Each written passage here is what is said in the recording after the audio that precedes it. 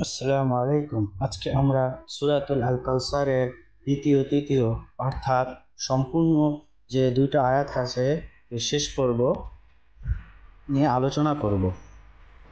যে দ্বিতীয় আয়াতে আল্লাহ তাআলা বলছে, কাজেই তুমি তোমার প্রতিপালকের উদ্দেশ্যে নামাজ আদায় করো এবং কুরবানি করো।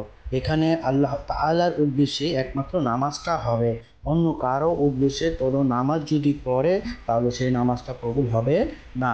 ঠিক তেমনি যে কুরবানি, এই কুরবানিটাও আল্লাহর উদ্দেশ্যে হবে। আল্লাহর উদ্দেশ্য ব্যতীত অন্য কারো উদ্দেশ্যে যদি কুরবানি করা হয় তাহলে কিন্তু আমাদের কুরবানি হবে না। আমরা দেখি যে আমাদের এখন যে কোরবানি দেয়, লোক দেখানো কত কোরবানি, এই কোরবানি দিলে কখনোই কি আল্লাহর কাছে এই কোরবানিটা পৌঁছাবে না, কেননা আল্লাহর কাছে যে টাকাটা পৌঁছাবে, এই কোরবানিটা আমাদের তখন কবুল হওয়া নিয়ে কি সংশয় থাকবে।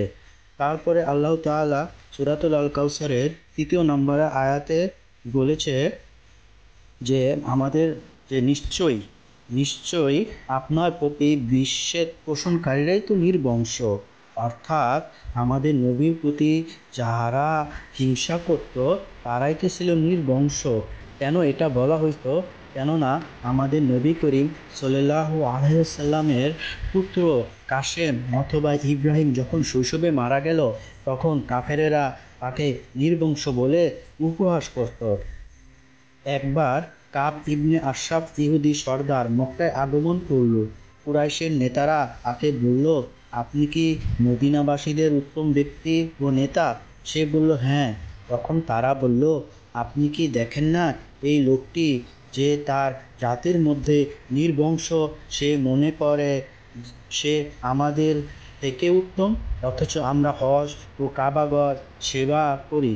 তখন কাব ইবনে আশরাফ বলল, তোমরা তার থেকে উত্তম। তখন এই আয়াত নাজিল হয়, এতে বলা হয়, নিশ্চয় আপনার শত্রুরাই তো নির্বংশ। আরও নাজিল হয়, আপনি কি দেখেন না তাদেরকে যাদের কিতাবের কিছু অংশ দেওয়া হয়েছিল তারা মূর্তি ও তাগুতের উপর ঈমান রাখে। এই আয়াতের মাধ্যমে রাসূলুল্লাহ সাল্লাল্লাহু আলাইহি সাল্লামের প্রতি নির্বংশ বলে যে দোষারোপ করা হতো তার জবাব দেওয়া হয়েছে। শুধুমাত্র পুত্র সন্তান না থাকার কারণে যারা রাসূল পাক সাল্লাল্লাহু আলাইহি সাল্লামকে নির্বংশ বলে বা তার বিরুদ্ধে বিদ্বেষ পোষণ করে, তারা তার প্রকৃত মর্যাদা সম্পর্কে বেখবর।